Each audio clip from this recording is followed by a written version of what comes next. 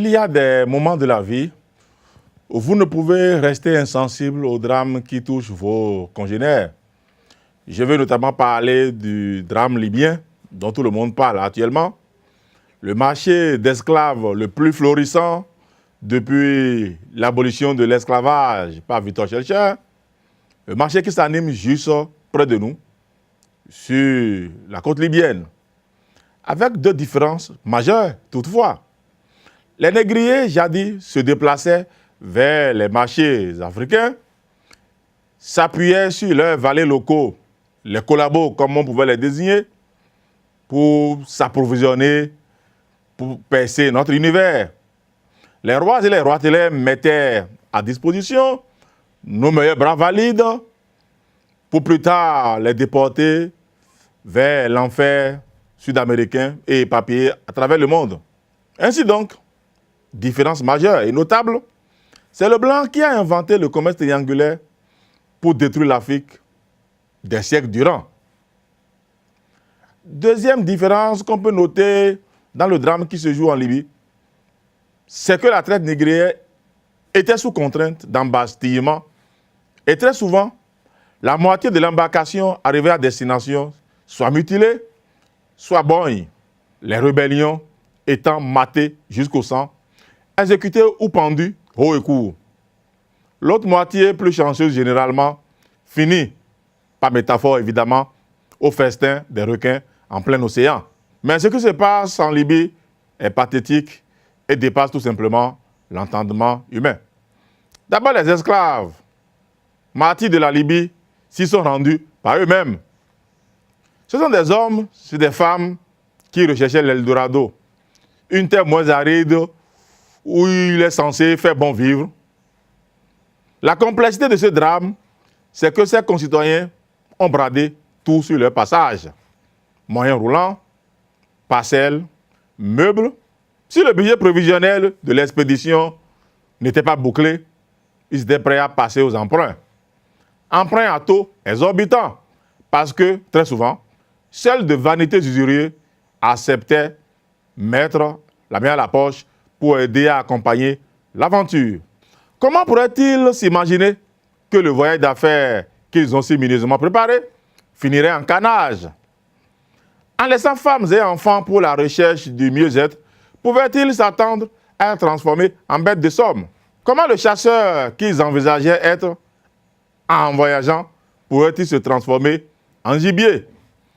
En mettant le doigt dans cette plaie purulente, l'Afrique doit aller au-delà de cette jérémiade pour prendre conscience de son être en tant qu'être, dans ses tares et lacunes, de sa quête existentialiste en perpétuel conflit avec son devenir. Je ne me donnerai pas le loisir d'accompagner les arabophobes dans leur quête sécessionniste de l'Afrique, même si des preuves irréfragables existent pour témoigner qu'une partie du peuple arabe se considère au-dessus de la race noire et n'hésite pas pour martyriser d'autres Africains quand ils en ont les armes et les moyens. J'ai des témoignages épiques venant de l'Égypte ou de l'Arabie Saoudite où des enfants noirs sont piétinés comme des bêtes sauvages.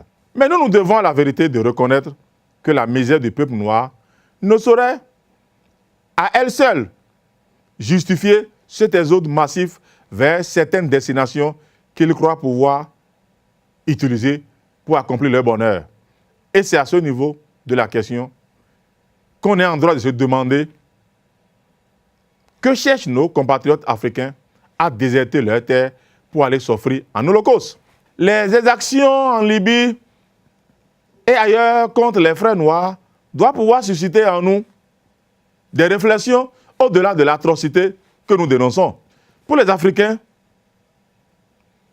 ils doivent chercher chaque fois à s'exiler pour penser que c'est en ce moment qu'ils auraient la seule porte de sortie pour atteindre le bonheur.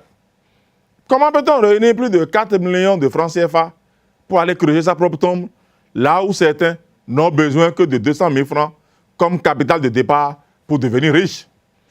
Quand il vous arrive de voir dans quel taudis et bidonville dorment nos frères Africains en Europe.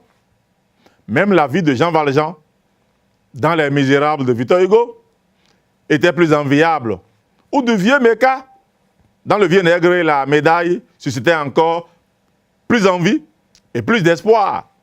Comment laisser l'immensité de nos terres, pétries de richesses, pour risquer dans une embarcation de fortune qui, pour la plupart du temps, engloutit ou renverse tout son contenu. Dans la Méditerranée, avant que le corps en bandoulière n'échoue sur les côtes espagnoles ou italiennes, d'accord, nous déplorons ce qui se passe en Libye. D'accord, nous condamnons avec la dernière rigueur les atrocités et les actions que les Africains peuvent faire subir à d'autres Africains.